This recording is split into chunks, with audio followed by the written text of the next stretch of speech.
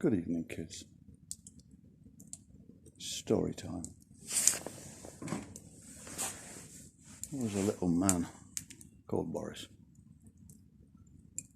who got himself a little playset, little army playset. Decided he's going to destroy it all. Kill it, kill it. Except the thing about Boris is, he didn't know what it was like to really, truly kill something firsthand, close up. Look into its eyes as the life is extinguished from it. That's why we, as we progress through society and things evolved, we kept death at a distance. We didn't stab with swords anymore. We didn't want to be up in somebody's face while we were poking a knife in their stomach, rooting around in there and watching them die bloody and horrible. What we wanted was to look through a scope and just watch them fall over. I was much more comfortable with that. Didn't have to think about it too much. Didn't haunt your dreams.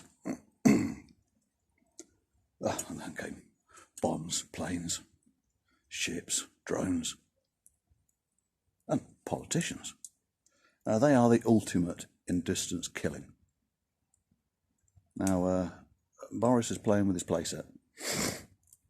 He's got a warped sense of idea of what it's like to actually take a life from something.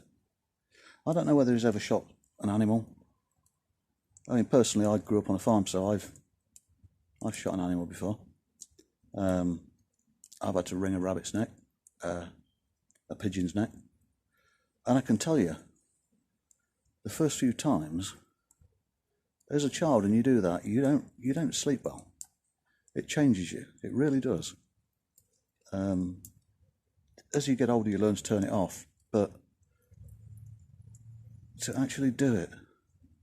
I mean, now I don't shoot anymore. I live in a council house. I have no intention of taking anything's life ever again because, you know, I've got pets. I love them dearly. My dog's about the end of a life, and I'm going to have to take her to be put down. And that's going to be quite honest. That's going to break my heart. Maybe if I was taking Boris to get him put down, then that'd be a different matter. You know, could probably live with that. You know, I might get a lump in my throat for maybe a minute, but you know, the vet would nod to me and say he's in a much better place now, so that's okay. That's fine. But you get what I'm saying. Because he doesn't have to deal with the consequences of each death that occurs from the coronavirus. He's oblivious to it. He was up in Keir Starmer's face like a yob, shouting, "Come on then." Really? You're a vile little human. And I'll be quite honest, if you shouted that to me, I'd punch you so hard in the throat, I would never be getting my fist back, because you are one vile human being. And I'd like to say a big fuck you. You've no idea about death. I can't wait till your father dies. You might think about it then. Or your mother, or your children. It'd be nice to see them die. Yeah, that's right. I said it. I went there. You know, because he's going there every day. Every day. There are 1,000 deaths at least in the UK. We're talking 700 in the NHS hospitals alone. You're not telling me that we're not suffering at least 300 in private homes and care homes a day. Come on.